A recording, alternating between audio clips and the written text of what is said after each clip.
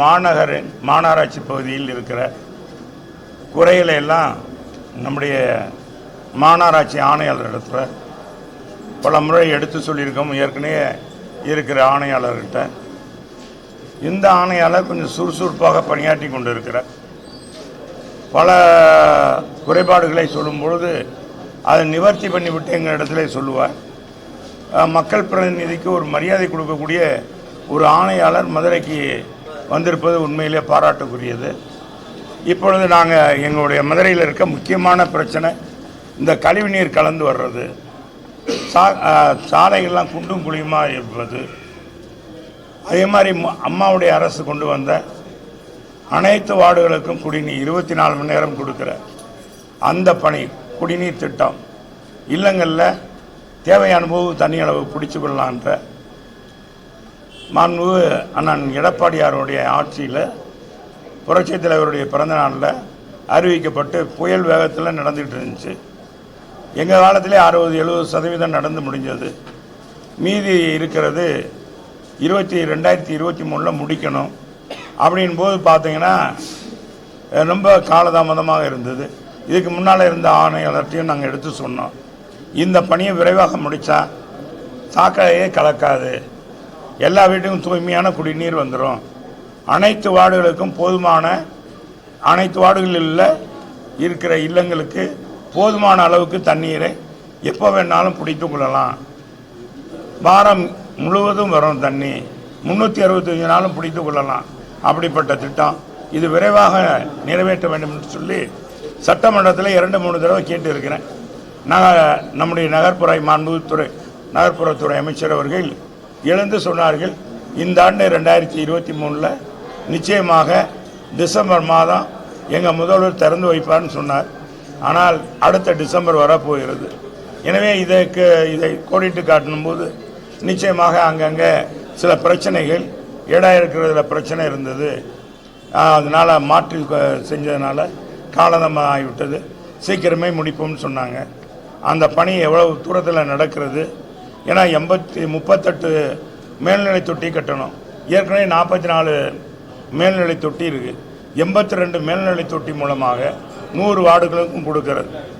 எனவே இன்றைக்கி இருக்கிற 20 லட்சம் மக்கள் மட்டுமில்ல, இன்னும் 20 ஆண்டுகள், 25-30 ஆண்டுகளுக்கு ஆனாலும், 40 ஆண்டுகள் ஆனாலும் 40 லட்சம் மக்களுக்கு பெருக்கம் ஏற்பட்டாலும் குடிநீர் பற்றாக்குறையே இல்லை என்ற வரலாற்றை படைக்கிற அந்த திட்டத்தை விரைவாக கொண்டு வந்து மக்களுக்கு நிறைவேற்ற வேண்டும் என்று கேட்டு சொன்னோம். அந்த பணி எவ்வளவு விரைவாக நடந்து கொண்டிருக்கிறது. அநேகமாக வர நவம்பர் டிசம்பருக்குள்ளே முடிச்சுடுவோம் சார், உறுதியாக முடிச்சுடுவோம்னு கமிஷனர் இப்போ உறுதிமொழி கொடுத்துருக்கிறாரு. அதே மாதிரி சாக்கடை கலக்கிறதுக்கு சில வண்டிகள்லாம் நாங்கள் கேட்டிருக்கோம், போதுமான வண்டிகள் இல்லை, அதை வாங்கிடுறோம். இந்த மேனுவல் அமைக்கிறதையும் விரைவாக நான் எடுத்து சென்று அதை வார்டுகளில் புதிதாக மேனுவல் அமைப்பது எப்படி, இப்போ இருக்கிற இந்த லிஃப்ட்டுகள்லாம் அந்த கழிவுநீரை மேலே ஏற்றுகிற அந்த மின்சக்தியானது அந்த மோட்டாருடைய பவர் வந்து கம்மியாக இருக்குது. அதை கூடுதலாக இது ஏற்கனவே பழைய குடித்தனம் இருக்கும்போது இப்போ 100, 150, 200 குடித்தனம் இருக்குன்னா ஒரு தெருவில் இப்போ அதே வந்து 400 குடித்தனம் ஆகிடுது, அடுக்குமாடி வீடாக மாறிடுது. எனவே அந்த கழிவு நீர் தான் இந்த மேனுவலில் வந்து நிறைஞ்சு போயிடுது. அதனால் அந்த பழைய மிஷினால், அந்த லிஃப்ட்டுகள்னால் அந்த கழிவையை ஏற்ற முடியல. எனவே இதையெல்லாம் மாற்றணும்னு சொன்னோம். அதுக்கான பணி நடந்துகிட்டு இருந்தார். அதே மாதிரி சாலைகள்லாம் சொல்லியிருக்கோம். சாலைகள்லாம் எந்தெந்த பகுதியில் இந்த சாக்கடை பணிகள், இந்த வீடுகளுக்கு குழாயம் அமைக்கிற பணிகள் முடிந்தவுடன் உறுதியாக அந்த பகுதியெல்லாம் முடிச்சிருக்கோம். அதே மாதிரி முக்கிய சாலைகள்லாம் விரைவாக எடுத்து செஞ்சிடும்னு சொல்லியிருக்காரு. இது அப்புறம் நிறைய மாடுகள் விபத்தை ஏற்படுத்துகிறது, நாய்கள் அதிகமாக இருக்கிறது. இதையெல்லாம் சொன்னோம். இதையெல்லாம் நான் விரைவாக அதுக்கான ஏஜென்சிலாம் அமைத்திருக்கேன் அப்படின்னு சொல்கிறாங்க. அதே மாதிரி அடிப்படை பணிகளை நிறைவேற்றுவதற்கு தூய்மை பணியாளர்கள் அவங்கள பற்றாக்குறை இருக்குன்னு சொல்லியிருக்கோம். அது அவரும் ஒத்துக்கிட்டார். அது உறுதியாக நீங்கள் சொல்கிறது உண்மைதான். எனவே இதை வந்து களைவதற்கு சம்பந்தப்பட்ட துணை பொறியாளர் தலைமையிலே அந்த வார்டு பொறியாளர் வார்டுடைய இன்ஜினியர் இடத்துல கொடுத்து அவருக்கு தேவையான ஆட்களுக்கு எவ்வளோ பேர் என்னன்னு கேட்டு நான் எடுத்துக்கொள்கிறேன்.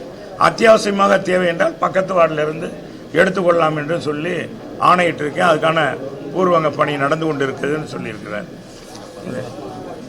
அதே மாதிரி மதுரையில் இருக்கிற நம்ம சொட்டதட்டி வாய்க்கால், நிலையூர் கால்வாய், சிந்தாமணி வாய்க்கால், இது போன்ற கால்வாய் எல்லாம் தூர்வாடுறதுக்கு நம்ம சொன்னோம். ஏற்கனவே தலைவர் வந்து அவர் பகுதியில் ஒரு நிலையூர் கால்வாய், சிந்தாமணி வாய்க்கால், சொட்டதட்டி வாய்க்கால் இதெல்லாம் மண் அடைச்சி நிறைய மண் செவந்து போயிருக்கு. இது அடப்பு இந்த கழிவு நீர் செல்ல முடியல, அது மழை நீரும் செல்ல முடியாமல் இருக்கு. இதெல்லாம் எடுப்பதற்கு 2 வண்டிகள் வாங்குவதற்கு இன்றைக்கி வாடகைக்காக வாங்குவதற்கு கோயம்புத்தூரில் ஒன்றும், இன்னொரு என்ன குஜராத்திலேருந்து ஒரு வண்டியும் வாங்க நாங்கள் வந்து வாடகைக்கு இப்போ வச்சுருக்கோம். டெண்டர் போட்டிருக்கோம், விரைவாக அதை வாங்கிடும்னு சொல்லியிருக்காரு. நான் வந்து சூப்பர் ஸ்ட்ரக்சர் மிஷின் என்னுடைய நிதியிலிருந்து என்னுடைய சட்டமன்ற உறுப்பினர் இருக்கும்போது அந்த நிதியிலிருந்து 57 லட்ச ரூபா செலவில் அன்னைக்கு அந்த சூப்பர் ஸ்ட்ரக்சர் மிஷின் வாங்கினேன். அதில் சில பழுது ஏற்பட்டு விட்டது. அதை சரி பண்ணி அதை மீண்டும் பயன்பாடு கொண்டு வந்துடுவோம் சார். அது கொண்டு வந்தால் உண்மை விரைவாக இந்த பணிகள்லாம் முடியும்னு சொல்லியிருக்காரு. சொல்லுங்கள்.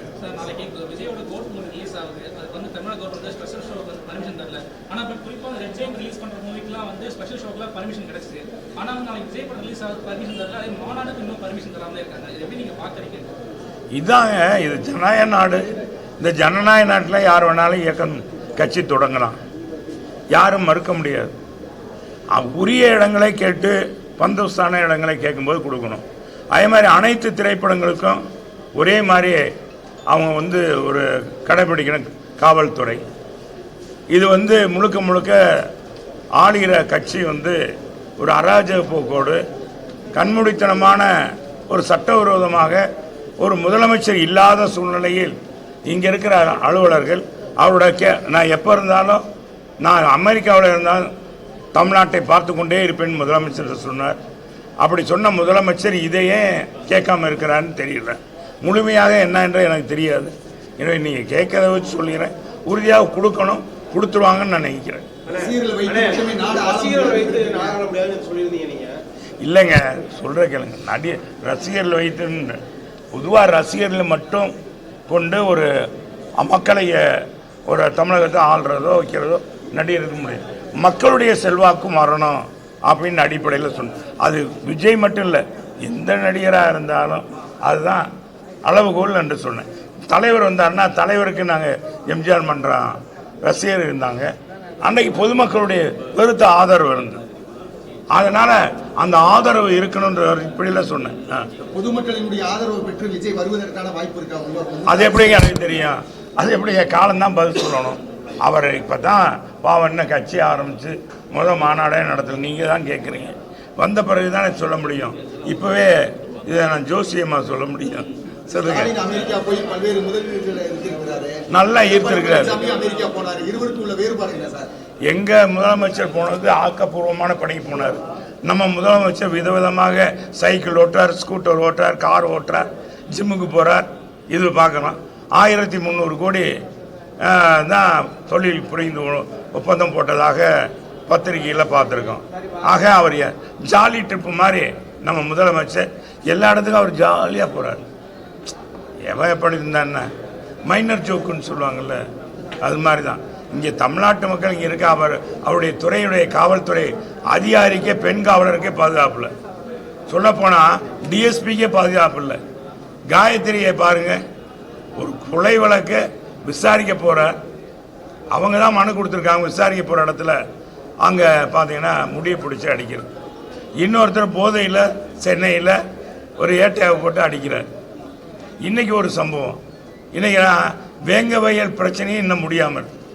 நாமக்கல்ல என்னடான்னா அதே அம்பேத்கர் தெருவில் இருக்கிற ஒரு உணவு கூடத்தில் அந்த பாத்திரத்தில் போய் மனித கழிவு கலக்கியிருக்காங்க. எவ்வளவு இந்த அரசாங்கம் எவ்வளவு தூரம் சட்ட ஒழுங்கு மோசமாக இருக்குது என்பதற்கு இதெல்லாம் எடுத்துக்காட்டு. பல்வேறு கோரிக்கைகள் வச்சிருக்கீங்க. 9ஆம் தேதி உதயநிதி மதுரை வர்றாரு. அவருக்கு ஏதாவது கோரிக்கை மதுரை வர்றாரு அதான் முதலமைச்சர்ன்ற அடிப்படையில் வர்ற மாதிரி வர்றாரு. நாங்கள் சொல்கிறது என்னென்னா, உங்கள் தொகுதியை உங்கள் முதலமைச்சர்னு சொன்னார். நான்லாம் 10 கோரிக்கை எழுதி கொடுத்தேன். ஒரே ஒரு கோரிக்கை தான் இது வரைக்கும் என்ன இங்கே நம்ம மயானம் மட்டும்தான், கோச்சட மயானம் மட்டும்தான் அந்த பணி தான் நடந்துகிட்டு இருக்கு. அது 1.5 கோடி. மற்ற எந்த பணியும் நான் கலைக்கல்லூரி கேட்டேன். மதுரையில் அரசு கலைக்கல்லூரி தொடங்கி கிட்டத்தட்ட 84 வருஷம் ஆச்சு. 1960 தான் தொடங்கினது. 64 வருஷம் ஆச்சு. 1960 தொடங்கினது மீனாட்சி அரசு மகளிர் கல்லூரி.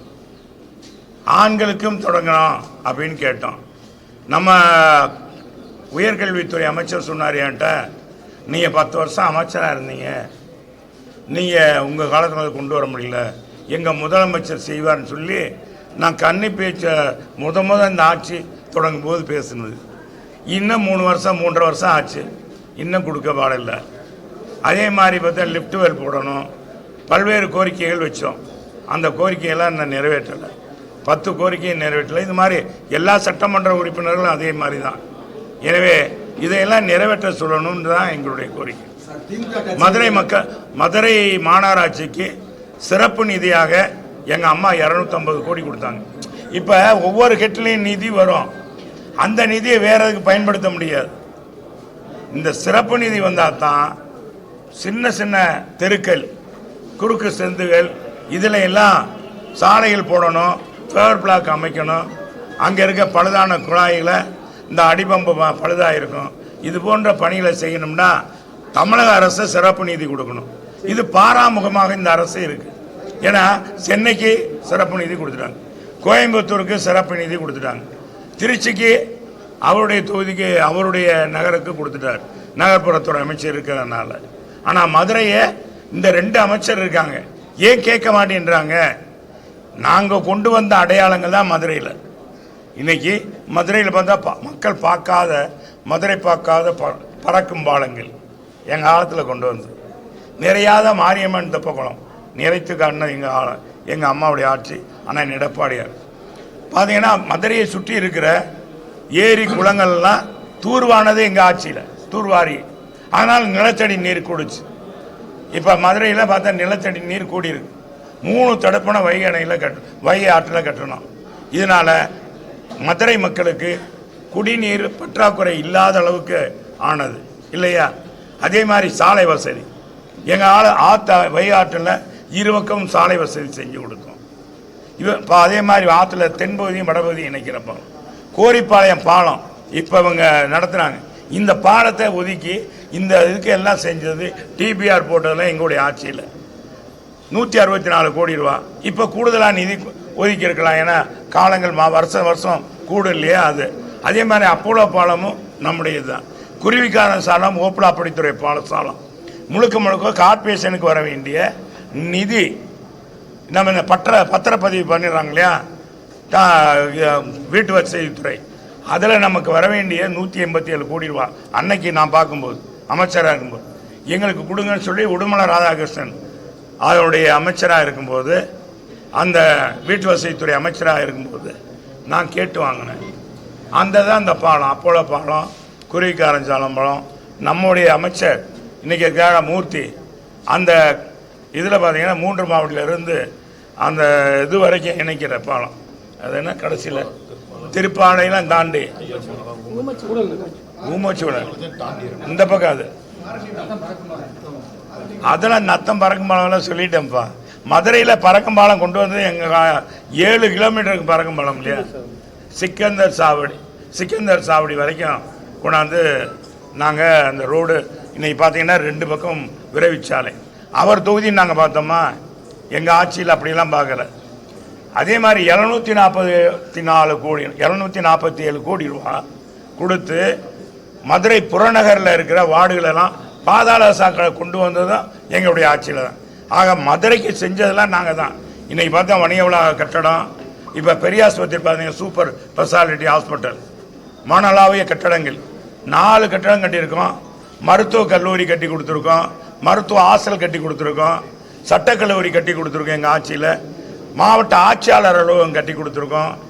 இந்த ஆட்சி வந்து 3.5 வருஷம் ஆச்சு. மதுரைக்கு ஒரு நூலகம் தவிர, அதாவது ஜல்லிக்கட்டு மைதானத்தை தவிர இந்த 2 அமைச்சர் ஏதாச்சும் கேட்டு பெற்றாங்களா? இப்போ கூட நான் மாநகராட்சி கமிஷனராக பார்க்க போனேன். சூப்பர் ஸ்பெஷாலிட்டி அதுனா அது இது இல்லை இல்லைங்க, இது போட்டிருக்குல்ல, அது என்ன டவுன் இது மதுரை ஸ்மார்ட் சிட்டி பணியில் துவக்கப்பட்டதுன்னு எவ்வளோ அழகாக அந்த அறை அமைச்சிருக்கிறாங்க. இது எங்கள் அம்மா காலத்தில் கொண்டு வந்தது. மதுரையை பூரா அழகுபடுத்தின நாங்கள். இவங்க வந்து இப்போ எதுவுமே செய்யலை. மகாலா புதுப்பித்தோம், புது மண்டபத்தை புதுப்பித்தோம், 4 மாசி வீத உலகத்தரம் வாய்ந்த சாலை அமைத்தோம், பெருந்தலைவர் காமராஜர் சிலையை புதுப்பித்தோம், 10 தூண் மண்டபத்தை புதுப்பித்தோம். இப்படி நான் அடிக்கடியே போகலாம். நம்ம ரயில்வே ஸ்டேஷனில் இருந்து நம்ம மகால் வரைக்கும் பார்த்தீங்கன்னா 3rd பிளாக் சாலை, அழகுமிகு விளக்கு, அலங்கார விளக்குகள் அமைத்து சுற்றுலா பயணிகளை ஈர்க்கிற மாதிரி செஞ்சோம். ஜான்சிராணி தொடரில் வரவேற்பு ஒரு பெரிய கட்டணம், இப்படி எத்தனையோ கட்டணம். பெரியார் பேருந்து அடுக்குமாடி வணிக வளாகம் கட்டணும், எத்தனையோ சொல்லிக்கிட்டே போகலாம். இந்த ஆட்சியில் ஒன்றுமே செய்யலை. நீங்கள் எங்கிட்ட கேட்குறீங்க, அவங்ககிட்ட கேட்க மாட்டேங்கிறீங்க. ஒரு அமைச்சர்கிட்ட கூட இது மாதிரி இந்த இங்கே மதிவானக்கு மாதிரி யாராச்சும் கேட்குறீங்களா? அங்கே போகும்போது இதாகிடுறீங்களே, சூனா பணம் ஆயிடுறீங்களே. எங்கிட்ட கேட்கும் போது இதாகிடுறீங்க, அங்கே போது சூனா பணம் ஆயிடுறீங்க. யாருமே கேட்குறதில்ல. எந்த அமைச்சர்கிட்டையாச்சும் கேள்வி கேட்குறீங்களா? என்னங்க மதுரையில் இந்த மாதிரி எதிர்கட்சி சட்டமன்ற உறுப்பினர் சொல்லிக்கிட்டே இருக்காரு, நீங்கள் இன்னும் கொண்டு வரல, நீங்கள் சொல்லுங்கன்னு கேளுங்க. சரி, அப்புறங்க இது வந்துங்க இன்னொரு முக்கியமானது. போன மாநகராட்சி கூட்டம் நடக்குது. எத்தனாம் தேதி? 28ஆம் தேதி. மாநகராட்சி கூட்டத்துக்கு திமுக மண்டல தலைவர் வரல, மாமன்ற உறுப்பினர்கள் வரல, நிலைக்குழு தலைவர்கள் வரல, யாருமே வரல. அப்புறம் மக்கள் பிரதிநிதின்னு சொல்லிக்கிறதுக்கு என்ன? அந்த அவங்க கட்சி கூட்டம் அன்னைக்கு நடக்குது. ஒன்று அவங்க மேயர் தான் இருக்கார். மதுரை மாநகராட்சியுடைய மேயர் திமுக மேயர் தான். அவங்ககிட்ட சொல்லிட்டு இவங்க என்ன செஞ்சுருக்கணும்? தேதி மாற்றி வச்சுருக்கோம். அந்த கூட்டத்தை, கட்சி கூட்டத்தை, திமுக கூட்டத்தை, மாவட்ட கழகம் நடத்துகிற கூட்டத்தை தள்ளி வச்சுருக்கணும். அதுவும் தள்ளி வைக்கலை. அந்த கூட்டத்தை மாநகராட்சி கமிஷனரும் மேயரும் சும்மா உட்காந்துட்டு ஏதோ ஒரு பேருக்கு ஒப்புக்கு தீர்மானம் நிறைவேற்றியிருக்காங்க. இதெல்லாம் வன்மையாக கண்டிக்கக்கூடியது. அப்புறம் இன்னொன்று என்ன? அப்புறம் இன்னொரு இங்கே வந்து இப்போ நாங்கள் போனோம் மாநகராட்சி கமிஷனர்கிட்ட நிதி கொடுத்தோம். இது முழுக்க கட்சி சார்பற்ற ஒரு இடம். இந்த இடத்துல போய் இப்போ எங்கள் நிர்வாகிகள்லாம் இங்கே பாருங்கள், எங்கள் தலைவர் முதல் அங்கே ஒதுங்கிட்டார். அங்கிட்டு ஒதுங்கி நிற்கிறார். துணைத் தலைவர், துணை செயலாளர் எல்லாரும் மாமன்ற உறுப்பினர் தான் நிற்கிறோம். இது முழுக்க மக்கள் பிரதிநிதிகள் அடங்கிய இடம். இந்த இடத்துல வந்து கம்யூனிஸ்ட் தோழர் வெங்கடேசன் வந்து இங்கே வந்து கூட்டம் நடத்துகிறார். இது எப்படி அனுமதி கொடுத்தாங்க? உண்மையிலேயே நான் இதை கண்டிக்கிறேன். இந்த மாநகராட்சி ஆணையாளரும் மற்றும் அவருக்கு இங்கே வந்து முழுக்க கம்யூனிஸ்ட் தோழர்களை வைத்து கூட்டம் நடத்தி அதில் மாநகராட்சி ஆணையாளரை உட்கார வைத்து நீ சொல்கிற கோரிக்கையெல்லாம் கொடுங்கன்னு சொன்னால் இது என்ன பொது இடமா? நிச்சயமாக இது தவறு. இது மாதிரி நாங்கள்லாம் செஞ்ச அப்புறம் என்ன ஆகுது? அது மாதிரி செய்யக்கூடாது. பொது இடத்துல வெங்கடேசன் சொல்கிறார், அவர் கட்சி வளர்ந்துருக்கின்றார். பெரிய வளர்ந்துருச்சப்பா, கம்யூனிஸ்ட் வளர்ந்துருச்சு இல்லை அப்பா. வெங்கடேசன் என்னை பொறுத்தளவுக்கு அவங்க கொள்கை ரீதியாக இருந்தால் நல்லது தான். இன்றைக்கி அவங்க எப்படி இருக்காங்க? இப்போ கூட நன்றி சொன்ன போனார். எங்கேயோ ஒரு கம்யூனிஸ்ட் கொடி இருக்கும், ஒரு கொடி தம்பி, ஒரு கொடி இருக்க பூரா திமுக கொடி தான். அந்த இடத்துக்கு நான் வரமாட்டேன் கம்யூனிஸ்ட் தோழர்கிட்ட சொல்லிக்கலாம். ஆக என்ன அர்த்தம்? ஆக இன்னைக்கு திமுகவுடைய சேராமல் சேர்ந்துட்டாங்க, அவ்வளோதான். யாருமே எந்த எதிர்ப்பும் தெரிவிக்கிறது. இன்னைக்கு எத்தனை சம்பவங்கள், மாணவ செல்வங்கள்லாம் போதைப் பொருளுக்கு அடிமையாயிட்டாங்க. நம்ம கனவாக நம்ம அப்துல் கலாம் என்ன சொன்னார்? இந்திய நாடு வல்லரசு ஆகணும்னா இளைஞர் கையில் இருக்குன்னு சொன்னார். ஆனால் இன்னைக்கு வல்லரசு ஆகிறதுக்கான தமிழ்நாட்டு இளைஞர்கள் என்ன பங்கு ஆற்ற போகிறாங்கன்னு தெரியல.